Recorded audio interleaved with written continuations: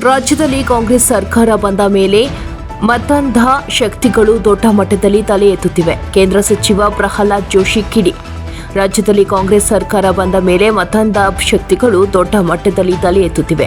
ಮೈಸೂರಿನ ಘಟನೆ ಪೂರ್ವ ತಯಾರಿಯಿಂದ ಆಗಿದೆ. ಇದು ಸಂಪೂರ್ಣ ತನಿಖೆಯಾಗಬೇಕು. ಇದು ಅತ್ಯಂತ ಗಂಭೀರವಾದ ವಿಷಯ ಎಂದು ಕೇಂದ್ರ ಸಚಿವ ಪ್ರಹ್ಲಾದ್ ಜೋಶಿ ಕಿಡಿಕಾರಿದರು. ನಗರದಲ್ಲಿಂದು ಸುದ್ದಿಗಾರರೊಂದಿಗೆ ಮಾತನಾಡಿದ ಅವರು, ಕಾಂಗ್ರೆಸ್ ಅಧಿಕಾರಕ್ಕೆ ಬಂದ ಮೇಲೆ ಪಿಎಫ್ಐ ಎಸ್ಡಿಪಿಐ ಕೇಸ್ ವಾಪಸ್ ಪಡೆದ್ರು. ಹಳೆ ಹುಬ್ಬಳ್ಳಿ ಕೇಸ್ ವಾಪಸಾತಿಯಿಂದ ಅವರಿಗೆ ದೊಡ್ಡ ಕುಮ್ಮಕ್ಕು ಬಂದಿದೆ. ಇಸ್ಲಾಂ ಮತಾಂಧ ಶಕ್ತಿಗಳು ಕಾಂಗ್ರೆಸ್ ಬೆಂಬಲದಿಂದ ಈ ರೀತಿಯಲ್ಲಿ ವರ್ತನೆ ಮಾಡುತ್ತಿದ್ದಾರೆ. ಕಾಂಗ್ರೆಸ್ ಎಡಬಿಡಂಗಿತನದಿಂದ ಈ ಪರಿಸ್ಥಿತಿ ನಿರ್ಮಾಣವಾಗುತ್ತಿದೆ ಎಂದರು. ಈಗಾಗಲೇ ದೇಶದಲ್ಲಿ ಕಾಂಗ್ರೆಸ್ ಇಲ್ಲ. ನಮ್ಮ ರಾಜ್ಯದ ಸಹ ನಿಮ್ಮನ್ನು ಕಿತ್ತಿ ಹೋಗುತ್ತಾರೆ. ಕಾಂಗ್ರೆಸ್ನವರಿಗೆ ಮುಸ್ಲಿಂ ಅವರು ಮಾತ್ರ ಬೇಕಾ? ಈ ಘಟನೆಯನ್ನು ಸಹ ಕಾಂಗ್ರೆಸ್ ಇದನ್ನು ತುಷ್ಟೀಕರಣಕ್ಕೆ ಬಳಸಿಕೊಳ್ಳಲಾಗುತ್ತಿದೆ. ಗೃಹ ಸಚಿವ ತಮ್ಮ ಐಡಿಯಾಲಜಿ ತಕ್ಕಂತೆ ಮಾತನಾಡುತ್ತಾರೆ. ಸಾರ್ವಜನಿಕರ ಆಸ್ತಿ ನಷ್ಟ ಭರಿಸೋರು ಯಾರು?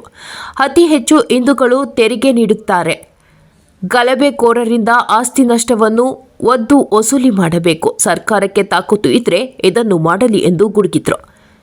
ಇದು ಕಮ್ಯುನಿಟಿ ಕೇರಳ ಬೆಂಬಲ ಇಲ್ಲದೆ ಈ ರೀತಿ ನಡೆಯೋಲ್ಲ. ಕಾಂಗ್ರೆಸ್ ನಾಯಕರು ಜವಾಬ್ದಾರಿಯಿಂದ ಹೇಳಿಕೆ ನೀಡಬೇಕು. ಆರ್ಎಸ್ಎಸ್ ಬಗ್ಗೆ ಮಾತನಾಡುವಾಗ ಎಚ್ಚರಿಕೆ ಇರಲಿ.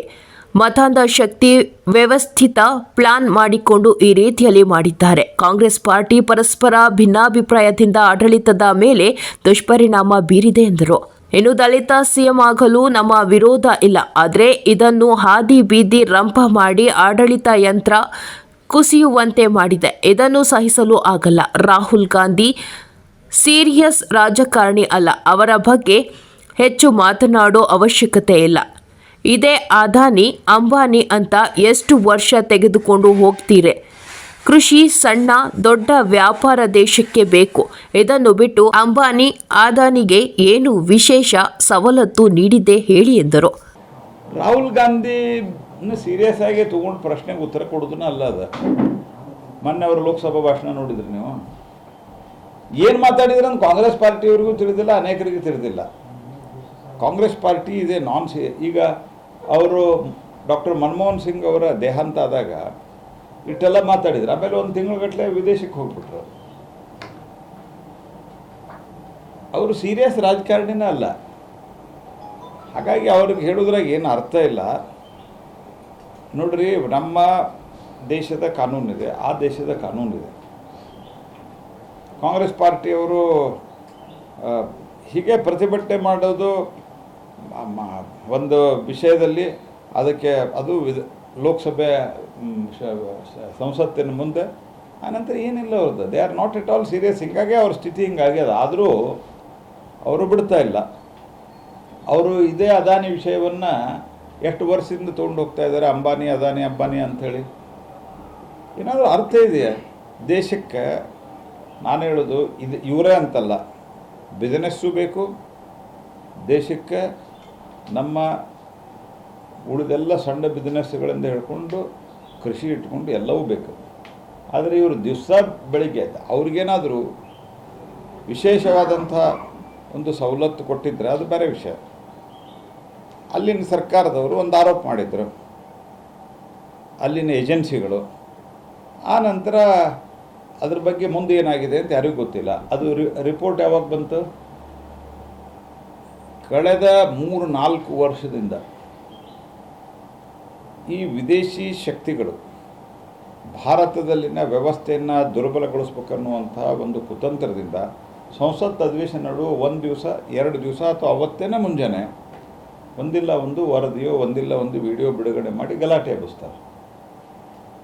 ಪೆಗಾಸಸ್ದು ಏನಾಯ್ತು? ಪೆಗಾಸಸ್ದು ಇಡೀ ಸೆಷನ್ದಲ್ಲಿ ಗಲಾಟೆ ಮಾಡಿದ್ರಲ್ರಿ.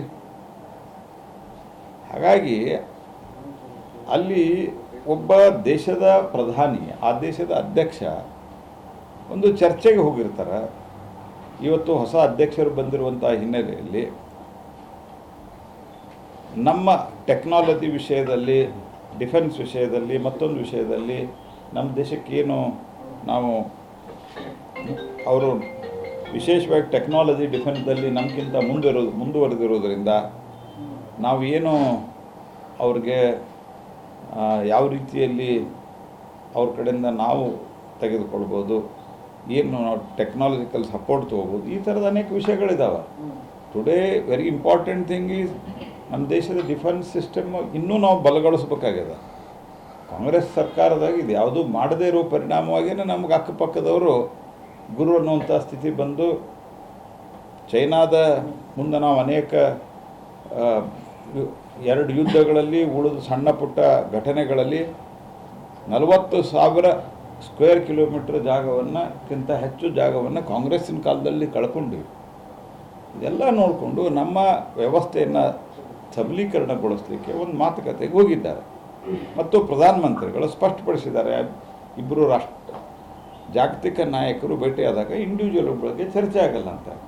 ಒಂದು ಬಾಲಿಶವಾದಂಥದ್ದು ಮತ್ತು ಈ ಬಾಲಿಸ್ತನದಿಂದನೇ ಕಾಂಗ್ರೆಸ್ ಪಾರ್ಟಿ ಒಳಗೂ ಒಳಗೆ ಭಾಳ ಅಸಮಾಧಾನ ಅದ. ನಾನು ಪಾರ್ಲಿಮೆಂಟ್ ಅಫೇರ್ಸ್ ಮಂತ್ರಿನೂ ಆಗಿದ್ದೆ, ಈಗೂ ಪಾರ್ಲಿಮೆಂಟನ್ನು ನಡೆಸುವಲ್ಲಿ ಒಬ್ಬ ಸಾಮೂಹಿಕ ಜವಾಬ್ದಾರಿ ಮತ್ತು ಒಂದು ಟೀಮು ಅದ ನಮ್ಮದು. ಆ ಟೀಮ್ದಲ್ಲಿ ನಾನು ಇರೋದ್ರಿಂದ ನನಗೆ ಗೊತ್ತಿದೆ ಕಾಂಗ್ರೆಸ್ ಪಾರ್ಟಿಯವರೇ ಭಾಳಷ್ಟು ರಾಹುಲ್ ಗಾಂಧಿಯ ಈ ಇಮ್ಮೆಚ್ಯೂರಿಟಿ ಬಗ್ಗೆ ಭಾಳ ಅಸಮಾಧಾನ ಇದ್ದಾರೆ. ಬಟ್ ಏನು ಮಾಡೋದು, ಅಲ್ಲಿ ಗಾಂಧಿ ಫ್ಯಾಮಿಲಿ ಬಿಟ್ಟರೆ ಬೇರೆ ಏನು ಅವ್ರಿಗೆ ಆಧಾರ ಇಲ್ಲ ಅಂದರೆ ಅದು ಇದ್ದಿದ್ದಷ್ಟು ಹೋಗ್ತದೆ ಅಂತ ತಿಳ್ಕೊಂಡು ಅವ್ರಿಗೆ ಜಿ ಅನ್ಕೋತಿದ್ದಾರೆ. ಸರ್, ಈಗ ಥ್ಯಾಂಕ್ ಯು.